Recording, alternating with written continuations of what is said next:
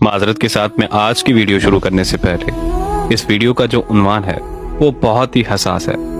अगर किसी मेरे बहन भाई को मेरे अल्फाज या मेरी की हुई बात बुरी लगती है तो मैं पहले माजरत चाहता हूँ। तो एक मेरी बहन ने मुझे अपनी कहानी सुनाई।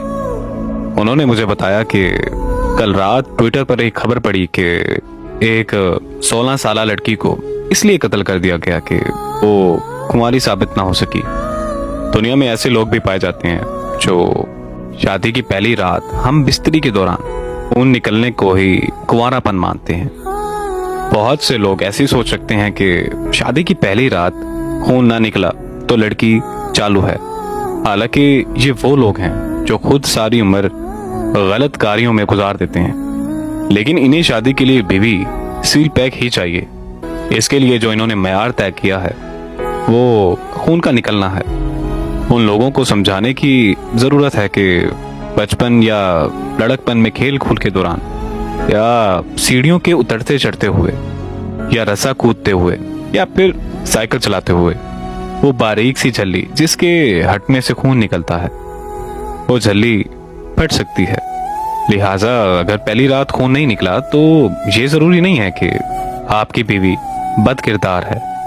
और कुछ लोग शादी की पहली रात बीवी को ज्यादा से ज्यादा तकलीफ देने को मर्दानगी समझते हैं। उनके नजदीक अगर पहली रात हम बिस्तरी के दौरान बीवी को तकलीफ की शिद्दत से रोने पर मजबूर ना किया तो उनसे बड़ा नामर्द कोई नहीं होगा। मुझे तो समझ नहीं आती कि ऐसे लोगों से किसने कह दिया कि पहली रात अच्छे से काम करोगे तो ही वलीमा चाय होगा या फिर आप नामर्द गिने जाओगे। ऐसे लोगों को समझाने की जरूरत है कि हर औरत हर लड़की की जिस्मानी बर्दाश्त अलग अलग होती है। पहली रात दर्द की शिद्दत हर लड़की बर्दाश्त नहीं कर सकती, तो अगर आप उसे ज्यादा तकलीफ में देखें तो रुक जाएं। कल से ही परसों से ही अल्लाह जिंदगी रखे, वो आपकी अपनी ही है, उसको थोड़ा यूज टू तो हो लेने दें। और कुछ लोग शादी के अगले दिन अपने दोस्तों को सुहाग रात के किस्से बढ़ चढ़ के सुनाते हैं। उन लोगों के दोस्त भी उनके जैसे सोच के ही मालिक होते हैं, जो वलीमे की सुबह सुबह दूल्हे को देखते ही सबसे पहला सवाल यही करते हैं कि हाँ भाई कितनी बार, और दूल्हा भी कमीनगी वाली मुस्कुराहट के साथ उंगलियों के साथ तादाद बताएगा और बढ़ा चढ़ा कर बताएगा। उसके नजदीक इज्जत का पैमाना ये है कि वो जितनी ज्यादा तादाद बताएगा माशरे में उसकी इतनी ही इज्जत गिरदानी जाएगी।